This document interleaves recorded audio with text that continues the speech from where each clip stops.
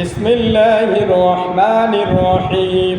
পরম করুণাময় দয়ালু দাতা আল্লাহর নামে শুরু করলাম। ইয়া আইয়ুহাল মুদ্দাসসির। আল্লাহ রাব্বুল আলামিন রাসূল করিম সাল্লাল্লাহু আলাইহি সাল্লামকে উদ্দেশ্য করে কোরআনুল কারীমের ৭৪ নম্বর সূরা সূরাতুল মুদ্দাসসিরের মধ্যে সুন্দর করে ঘোষণা করেন, হে কম্বল দ্বারা আবৃত রাসূল, আপনি একটু জেগে উঠুন, আপনি একটু উত্তোলিত হয়ে যান। কুম ফাআনজির। কুম মানে আপনি উঠে পড়ুন এবং আপনার সামনে যে জবাবদিহিতা আছে আখিরাতের, এই আখিরাতের জবাবদিহিতার সম্পর্কে আপনাকে যদি কোনো প্রশ্ন করা হয়, এই প্রশ্নের উত্তর কি দিবেন এই সম্পর্কে তোমার রাসূল, তোমার হাবিব কি বলেছে এই ব্যাপারে আল্লাহ রাব্বুল আলামিন স্বয়ং রাসূলকে ঘোষণা করে দিয়েছেন। বলুন সুবহানাল্লাহ। আল্লাহ তাআলা বলেন ওয়া রাব্বাকা ফাকাব্বির। ঘোষণা করলেন দুনিয়াতে আল্লাহ রাব্বুল আলামিন ইসলামের বিপরীত কিছু শক্তি সামর্থ্য দিয়েছেন, যাতে করে দুনিয়াবাসী যেন অবশ্যই বুঝতে পারে কোনটা হক আর কোনটা বাতিল, কোনটা সঠিক আর কোনটা বেঠিক, এটা যেন যাচাই বাছাই করতে পারে। এই কারণে আল্লাহ রাব্বুল আলামিন বলেন ওয়া রাব্বাকা ফাকাব্বির। তিনি ঘোষণা করে দিলেন পরাজিত দুনিয়াতে সমস্ত বাতিল শক্তিগুলো যদিও সাময়িকভাবে একটু উদ্বেলিত হয়ে যায়, কিন্তু জেনে রাখো মুসলমান, যতই উদ্বেলিত হোক না কেন পরাশক্তি সবসময় আল্লাহর বিধানগুলোর নিচেই থাকবে। বলুন সুবহানাল্লাহ। এই কারণে তিনি ঘোষণা করে দিলেন আল্লাহর প্রশংসা, আল্লাহর শ্রেষ্ঠত্ব পৃথিবীর মধ্যে সবচেয়ে উপরে। বলুন সুবহানাল্লাহ। আল্লাহ তাআলা বলেন ওয়াসিআবাকা ফাতাহহিল। আল্লাহ রাব্বুল আলামিন আবার ঘোষণা করে দিলেন আমাদের হৃদয়ের মধ্যে যত প্রকার শূন্যতা আসুক না কেন, যত প্রকার কলুষতা আসুক না কেন, সমস্ত কলুষতা, সমস্ত শূন্যতা বিলীন করে দে আল্লাহ রাব্বুল আলামিন ঈমানের প্রসিদ্ধতায়, ঈমানের দৃঢ় ব্যক্তি প্রকাশের মাধ্যমে আমাদেরকে ব্যক্তি প্রকাশের স্বাধীনতা দান করে দিয়েছেন। বলুন সুবহানাল্লাহ। এমনইভাবে আল্লাহ রাব্বুল আলামিন একজন সুস্থ মস্তিষ্ক সম্পন্ন ব্যক্তিকে কোরআনুল কারীমের ভাষায় সুন্দর করে ঘোষণা করে দিলেন ওয়া আকিমুস সালাহ ওয়া আতুজ যাকাত ওয়ারকাউ মা'আর রাকিন। বলুন সুবহানাল্লাহ। এখন বলেন তো, যদি কোনো আদম সন্তান খারাপ পোশাক পরিধান করে যত প্রকার ভালো মানুষ হোক না কেন, যদি কারো মানুষের সামনে দণ্ডায়মান হয়, বলেন তো ওই ব্যক্তিকে মানুষ ভালো বলবে না মন্দ বলবে? খারাপ পোশাক পরে অবস্থান করতেছে, তাহলে ওই ব্যক্তিকে কখনো কিন্তু ভালো কেউ বলবে না। আর যদি একটা খারাপ মানুষ হয়, যদি ভালো পোশাক পরিধান করে যদি সেখানে দণ্ডায়মান হয়, বলেন তো তাকে দেখতে কি সুন্দর লাগবে না অসুন্দর লাগবে? অবশ্যই সুন্দর লাগবে। এই কারণেই আল্লাহ রাব্বুল আলামিন ব্যক্তিত্ব প্রকাশের জন্য কিছু কৃষ্টি কালচারের সাথে আবার কিছু চাকচিক্যময় জিনিসও ব্যবহার করার কথাই আল্লাহ রাব্বুল আলামিন প্রাধান্য দিয়েছেন। বলুন সুবহানাল্লাহ। আল্লাহ রাব্বুল আলামিন বলেন ওয়াররুজজা ফাহজুর। আল্লাহ রাব্বুল আলামিন ঘোষণা করলেন মানসিক দিক দিয়ে, শারীরিক দিক দিয়ে, আভ্যন্তরীণ দিক দিয়ে, বাহ্যিক দিক দিয়ে, আধ্যাত্মিক দিক দিয়ে, শিরকের দিক দিয়ে, সর্বদিক দিয়ে সব সময় যত প্রকার বালা মুসিবত আসুক না কেন, সব সময় অবশ্যই শিরক জাতীয় ব্যয়াপনা সমস্তগুলো অবশ্যই আমাদেরকে দূরে সরে রেখে দিতে হবে। বলুন ঠিক কিনা? যত প্রকার কষ্ট হোক না কেন, সাধনা করে হোক না কেন, মানসিকতার ক্ষেত্রে, শারীরিকতার ক্ষেত্রে, অভ্যন্তরীণ, বাহ্যিক, আধ্যাত্মিক দৃঢ়তা সমস্তগুলো থেকে যে পোশাকের মাধ্যমে শিরকে উত্তীর্ণ হয়, যে পোশাকের মাধ্যমে, যে কথাবার্তার মাধ্যমে আল্লাহর অস্তিত্বকে বোঝানো হয় না, বরং আল্লাহর সাথে শিরকের মধ্যে চলে যায়, এই পথ অবলম্বন আমাদের করা কখনো যাবে না। আমাদেরকে সবসময় মনে রাখতে হবে যে আল্লাহ রাব্বুল আলামিন একজন আছেন, আমরা তার গোলাম, আমি তার গোলাম, তার কাছে মাথা নত করে থাকাটাই একজন মুসলমানের দায়িত্ব। বলুন সুবহানাল্লাহ। সম্মানিত ভাইরা আমার, আল্লাহ রাব্বুল আলামিন আবার ঘোষণা করে দিলেন ওয়ালা তামনুন তাস্তাকবির। অধিক প্রতিদানের প্রত্যাশায়, কোনো প্রকার ধোঁকাবাজির মধ্যে, কোনো প্রকার বেহায়াপনার মধ্যে, কোনো প্রকার লোভ লালসার মধ্যে যেন আমার কোনো বান্দারা না পড়তে পারে। অধিক প্রতিদান পাওয়ার কারণে বিভিন্ন ধোঁকাবাজির মধ্যে, বিভিন্ন কারচুপির মধ্যে আজকে মুসলমান সবচেয়ে বেশি নিয়োজিত, সবচেয়ে বেশি নিপতিত। আর এই লোভ লালসা ধ্বংস করার কারণেই আল্লাহ রাব্বুল আলামিন আজ থেকে 1550 বছর পূর্বে কোরআনুল কারীম রাসূলের মাধ্যমে আমাদেরকে দিয়েছেন, বলুন সুবহানাল্লাহ। আর আজকে মুসলমান ঘরের সন্তান হয়ে সেই ধোঁকাবাজের মধ্যে, সেই বেহায়াপনা নির্লজ্জতার মধ্যে আজকে আমরা নিয়োজিত আছি। তাহলে এখান থেকে আমাদের উত্তোলন হওয়ার দরকার একান্তভাবে অবশ্যই জরুরি।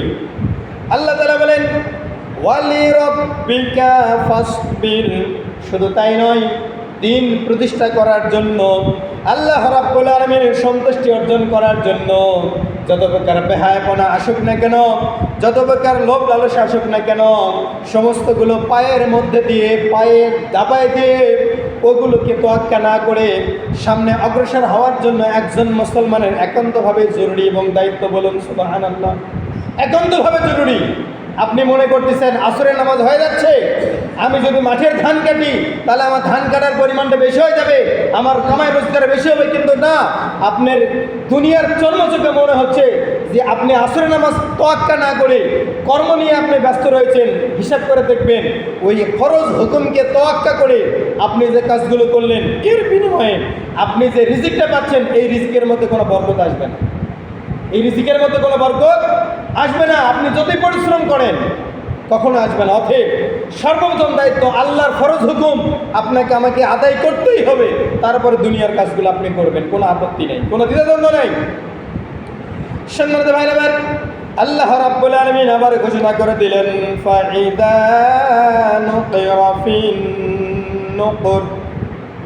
আল্লাহ রাব্বুল আলামিন আবার ঘোষণা করে দিলেন সকল সৃষ্টি বিলীন হয়ে যাবে ওই সময়, যেই সময় একজন ফেরেশতা সিংহায় ফুৎকার দেওয়ার জন্য নিয়োজিত থাকবে, বলুন সুবহানাল্লাহ। এখন বলেন তো, আমরা অসংখ্য ফেরেশতার নাম জানি না, কিন্তু প্রধান 4টি ফেরেশতার নাম জানি। 4 জন ফেরেশতা প্রধান দায়িত্ব দিয়েছেন।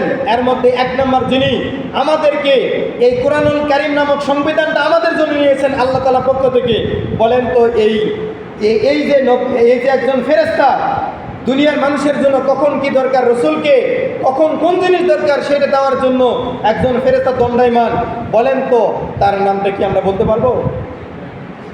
হযরত জিবরাইল আলাইহিস সালাম। এর আসল কাজ হলো আমরা যেন দুনিয়াতে কোনটা আমাদের জন্য উপকারী, রসুলের কাছে কোনটা লাগবে, আল্লাহ তাআলার কাছ থেকে বিধানগুলো আনা নিয়ে যাওয়ার কাছে যিনি দায়িত্ব, তিনি হলেন হযরত জিবরাইল আলাইহিস সালাম, বলুন সুবহানাল্লাহ। আবার আমাদেরকে জান কবজ করার জন্য মালাকুল মউত ফেরেশতা আমরা হিসেবে জানি, এইরকম একটা ফেরেশতা আছে, বলেন তো এই ফেরেশতার নাম কি? হযরত আজরাইল আলাইহিস সালাম। তেমনিভাবে এই দুনিয়াটা নিয়ন্ত্রণ করার জন্য, কোথায় মেঘ লাগবে, কোথায় কি লাগবে, সমস্তগুলো নিয়ন্ত্রণ করার জন্য আল্লাহ রাব্বুল আলামিন এমনই আরেকজন ফেরেশতাকে দায়িত্ব দিয়েছেন, বলেন তো সেই ফেরেশতার নাম কি? সেই ফেরেশতার নাম কি? মিকাইল আলাইহিস সালাম। শুধু তাই নয়, এই দুনিয়াটা ধ্বংস করার জন্য একজন ফেরেশতাকে দায়িত্ব দেওয়া হয়েছে। আপনার দায়িত্ব হলো আপনি সিংহাসনে বসে থাকুন, যখন সময় হবে, আল্লাহর হুকুম হবে, সঙ্গে সঙ্গে আপনি ফুৎকার দিবেন মাত্র 3টা। এই 3টা ফুৎকারের কাজের জন্য আল্লাহ তাআলা তাকে প্রধান সারিতে দণ্ডায়মান করে রেখেছেন, বলুন সুবহানাল্লাহ। তার নাম হলো হযরত ইসরাফিল আলাইহিস সালাম। এই মোট 4 জন প্রধান ফেরেশতার 4টা দায়িত্ব দিয়ে আল্লাহ রাব্বুল আলামিন তাকে নিয়ন্ত্রণ করার জন্য রেখে দিয়েছেন। আর আমরা এখানে এসে মনে করতেছি আমাকে কেউ দেখতেছে না, আমার যা ইচ্ছা তাই করবো, এখানে আল্লাহ তো দেখতে পারে না, বলুন নাউযুবিল্লাহ। বরং এটা আমাদের সিদ্ধান্ত নেওয়া লাগবে যে আমরা যেখানে থেকে, যে অবস্থা থেকে সমস্তগুলো হিসাব নিকাশ করেন একজন প্রভু, তিনি হলেন আমাদের প্রভু, তিনি আমাদের বিধানদাতা, রিজিকদাতা, সমস্ত কিছু তিনি আমাদেরকে দেখতেছেন, জানতেছেন এবং বুঝতেছেন। শুধু আমাদেরকে মৃত্যু অপেক্ষা করার জন্য, এই কারণেই অপেক্ষা করতে হবে যে মৃত্যুবরণ করার পরেই, আমাদের জীবনের সমস্ত হিসাবগুলো গ্রহণ করার পরে আল্লাহ রাব্বুল আলামিন ওই সকল ফেরেশতাদের মাধ্যমে এবং কিরামান কাতিবিনের মাধ্যমে হিসাব নিকাশগুলো নেওয়ার পরে আমাদেরকে জান্নাতে অথবা জাহান্নামের মধ্যে নিবেদিত করাবেন, বলুন ঠিক কিনা? সম্মানিত হাজরিন, এই জন্য সাবধান, আমরা যেখানে থাকি, যে অবস্থায় থাকি, আমাদের চিন্তা চেতনা নিতে হবে যে অবশ্যই আমরা আল্লাহ তাআলার কাছে একদিন প্রত্যাবর্তন করব। এই কারণে মানুষ যখন মারা যায় আমরা সবাই শোনার পর একটা দোয়া করি, বলেন তো সেই দোয়াটা কি? ইন্না লিল্লাহি ওয়া ইন্না ইলাইহি রাজিউন। আমরা আল্লাহ তাআলার পক্ষ থেকে এসেছি, আবার আল্লাহর কাছে ফিরে যেতে হবে, ওখানেই প্রত্যাবর্তন করব।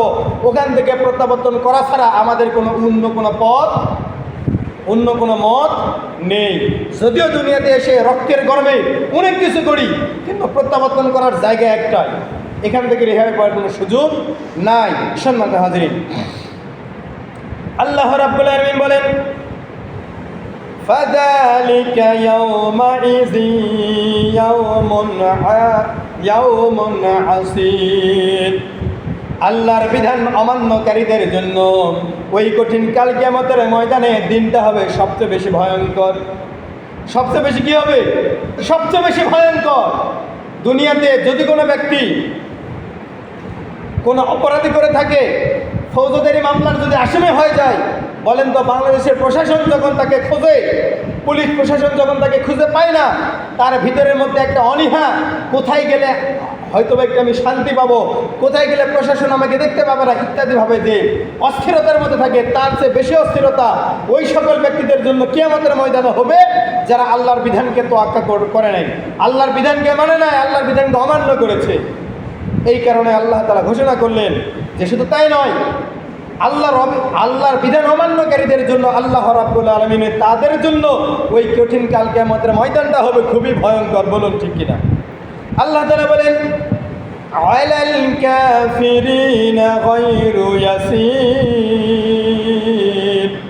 বরং সেই দিনটা তাদের জন্য হবে সুখময় যারা আল্লাহর বিধানকে দৃঢ়মনে বিশ্বাস করেছে, দৃঢ়মনে চিন্তা চেতনায় নিয়েছে, ওই সকল ব্যক্তিদের জন্য ওই জায়গাটা হবে সবচেয়ে আনন্দদায়ক। আর যারা আল্লাহর বিধানকে মানে নাই, আল্লাহর বিধানকে তোয়াক্কা করে নাই, ওই সকল ব্যক্তিদের জন্য সেই জায়গাটা হবে সবচাইতে কঠিন এবং সবচাইতে দুর্গম। বলুন ঠিক কিনা?